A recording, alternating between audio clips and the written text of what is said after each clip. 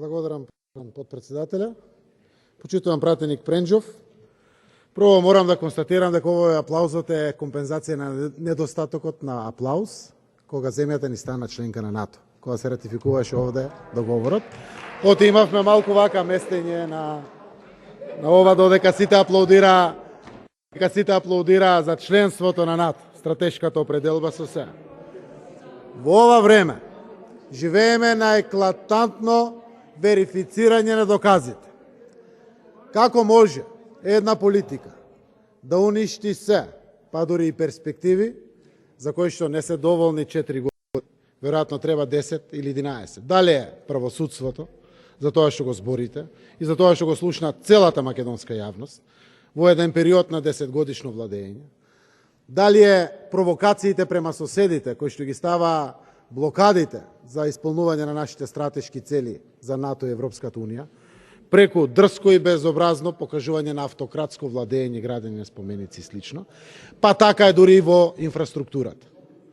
Директно одговарајќи на прашањата на патиштата, автопатиштата, експресните, регионалните и локалните патишта. Ред, секоја сериозна власт, кога гради, да остави проектна документација, барем за нешто, заради тоа што паралелно се прави и проектна документација за тоа што се гради. Ниту една проектна документација. Не за автопат, не за експресен пат, не за регионален, ни за локален не беше оставен. Денеска се прават 72 архитектонски и инфраструктурни проекти за патот Кичево-Охрид. Никаков проект од 93-та исцртан на хартија, аматерски, само за пусти провизии. И ништо друго не е важно. Се работеше комплетно ревизирање на проект, целосно дистанцирање на далноводи, на Смоквица Демир Капија, на Миладиновци Свети Николе Штип. Се изработија проектни документации на Скопје Блаце, на Кичево Букојче. Се изработија проектни документации на Куманово, Ранковце, Крива Паланка, бугарска граница. На сите патишта во источна, западна и централна Македонија. Се изработија проектни документации за Кичево Букојчани, но и се работат проектни документации Букојчани, Гостивар, Тетово. Како што ова година ќе бидат објавени, веќе се во програма, влезени проектните документации за Кичево, Букојчани, Гостивар, Тетово, проектните документации за автопатското решение Прилеп-Битола, завршена е проектната документација и обезбедено е финансирањето за Битола, Меджитлија, за Крупиште, Струга, не Крупиште, не, се знаат детално, Требениште, Струга, албанска граница, согласно УНЕСКО, целосно почитувајќи ги правилата на УНЕСКО. Изграден е половина од патот Штип-Радовиш. Се гради втората половина експресен пат 54 милиони евра. 60 милиони евра успешно и ефикасно се гради патот према бугарската граница, експресниот пат Куманово, Ранковце, Крива Паланка, бугарска граница. Цела источна Македонија, Штип, Крупиште е пуштен во употреба. Крупиште, Кочани се гради интензивно. Кочани, Делчево, околу Пехчево, околу Берово, Македонска каменица, комплетно, целосно реновирана. Тој дел на нашата земја.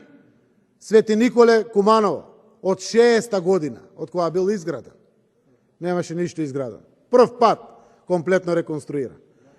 Во североисточниот Кумановско-Кривопаланечкиот регион, 180 милиони евра пари, директно, буџетски пари, се во патишти, во железници вложени само во тој регион.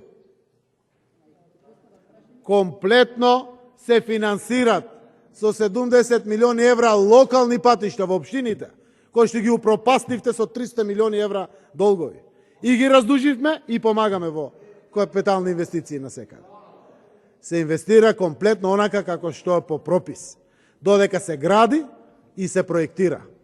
Ова година почнуваме по проектот на Yellow FIDIC, односно проектирање и изведба на автопатот Прилеп-Битола. Почнуваме со изведба на Битола-Меджитлија.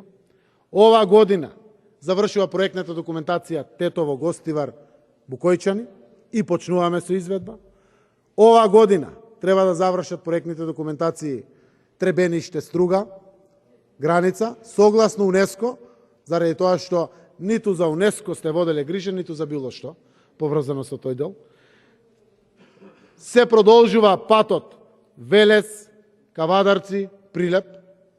Распишен е тендерот, нови изведувачи, наместо сите овие бандитски постапки претходно кои што беа и ги видовме кои се последици, за кои што водат и кривични постапки веќе во судовите.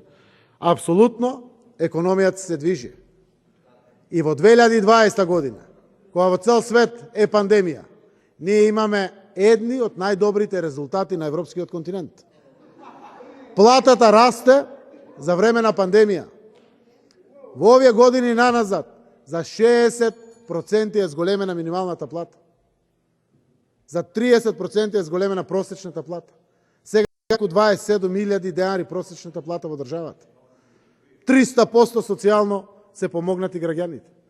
Прв пат имаме 10 джиновски компании за Чебрен и Галиште, односно за огромната хидроцентрала. И еве довде одговорницата кажам, ќе направиме се. После 30 години зборување за овој проект, да успее Чебрен. И ќе успее.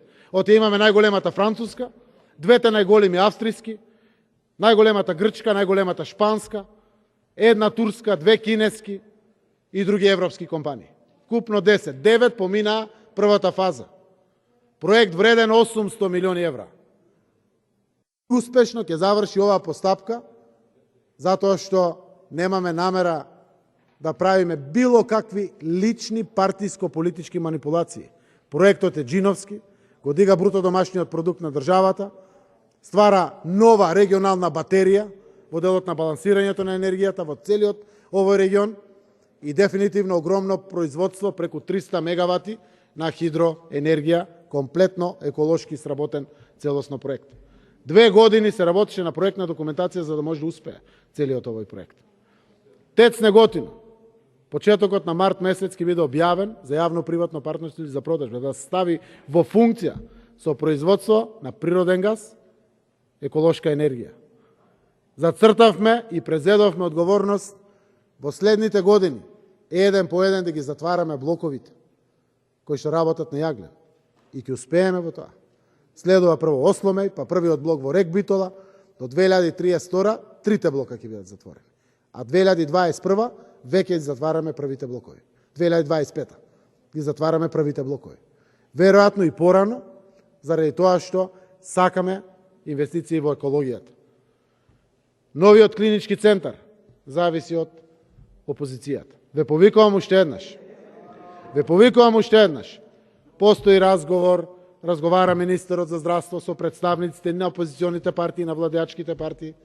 Ве повикувам од оваа говорница, дајте за една работа заедно да застане. Ево клиничкиот центар. Нема поголем проект финансиран од државни пари. Чебрен ќе биде јавно-приватно партнерство. Државата ќе биде 30, 40, не знам колку проценти, но јавно-приватно партнерство. Имаме само еден клинички центар во државата. Обезбедена локацијата, донесен урбанистички план, се изведува веќе инфраструктура за пристапен пат, канализација, газ, напојување се. Дајте да застанеме заедно. Предлагаме мнозинство на опозицијата во контролата, парламентарна или во проектните единици. Предлагаме да го дополните законот кој што е овде во парламентот со тоа што мислите да ќе го подобриме. Ги имаме во прва фаза поминато двете најголеми европски фирми за болници, клинички центри кои што се поминати. Едната е француска, другата е германска преку австриското представништво. Ајде заедно да застанеме. Народот и мене, и вас, и на сите ни вика, да бе, еднаш ве видиме сите заедно. И власт и опозиција, и македонци, албанци, срби, турци, власт и бошници, да застанеме заедно. Целосно, контролата нека биде на опозицијата преку мнозинство застапено внатре. Заедно да изградиме една ваква работа. При тоа, сето тоа, кое што денеска го градиме со комплетни проектни документации. А не само да се склучи договор во 4 очи, за да има 5%, па 15 милиони евра, па 25 милиони евра, па 35 милиони евра, изгубени во облаците со милионите евра. Денеска се гради по пропис, со јавни набавки кои што се транспарентни, конкурентни. Просечните цени се од 5 до 50% пониски од тоа што биле просечни цени на изградба во минатите 10 години на владење на ВМРО, ДПМН и коалицијата. И како имаме развој на економијата, дури и за време на пандемија. 99% буџетот ги наплати приходите, што само по себе е доказ колку економијата живее во државата. Благодарение на мерките, благодарение на транспарентноста, благодарение на помоштите кои што ги дадовме. И затоа, тоа е патот по кој што треба да продолжи државата. И не дај Боже, уште 4 години се вратите на власт, после ќе требаше 10 години некој по вас да поправува. Затоа, можеме некој пат да застанеме вака заедно, за убави работи, а уште еднаш испраќам порака за заедничко работење, за стратешките интереси, па дури и за помалку важните работи во државата. Можеме заедно да сработиме, заради тоа што и овие блокади во парламентот знаат нашиот народ кој ги прави и колку тоа кошта и чини од квалитет, од економски стандард и од се. Апелирам, разговараме на сите можни нивоа, дајте да ги ставиме функциите да функционират, заради тоа што само така ќе им служиме најдобро на државата и на граѓаните. А избори има постојано, граѓаните ќе носат оценка за нашите работи.